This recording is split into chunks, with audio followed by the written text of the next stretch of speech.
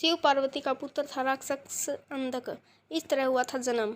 एक बार भगवान शिव और माता पार्वती घूमते हुए काशी पहुंच गए। वहां पर भगवान शिव अपना मुंह पूर्व दिशा की ओर करके बैठे थे। उसी समय पार्वती ने पीछे से आकर अपने हाथों से भगवान शिव की आंखों को बंद कर दिया।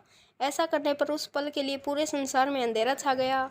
दुनिया को बचाने के लिए शिव ने अपनी तीसरी आंख खोल दी, जिससे संसार में पुनः रोशनी बहाल हो गई। लेकिन उसकी गर्मी से पार्वती को पसीना आ गया। उन पसीने की बूंदों से एक बालक प्रकट हुआ। उस बालक का मुंह इतना बड़ा था और भयंकर था। उस बालक को देखकर माता पार्वती ने भगवान शिव से उसकी उत्पत्ति के बारे में पूछा। भगवान शिव ने पसीने से उत्पन्न होने के कारण उसे अपना पुत्र बतलाया। अंधकार में उत्पन्न होने की वजह से उसका नाम अंधक रखा गया। कुछ समय बाद दैत्य हिरण्याक्ष के पुत्र प्राप्ति का वर मांगने पर भगवान शिव ने अंधक को उसे पुत्र रूप में प्रदान कर दिया। अंधक असुरों के बीच ही पला बढ़ा और आगे चलकर असुरों का राजा बना। अंधक ने तपस्या करके ब्रह्मा जी से वरदान मांग लिया था कि वो तभी मरे जब वो यौन लालसा से अपनी माँ की ओर देखे। अंधक ने सोचा था कि ऐसा कभी नहीं होगा, क्योंकि उसकी कोई माँ नहीं है। वरदान मिलने के बाद अंधक देवताओं को परास्त करके तीनों लोकों का राजा बन गया।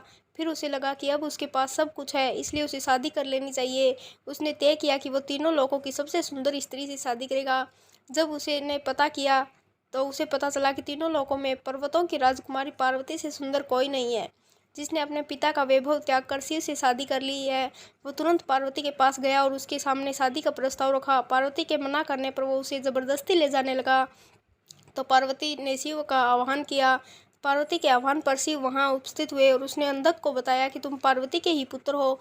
ऐसा कहकर उन्होंने अंधक का वध कर दिया।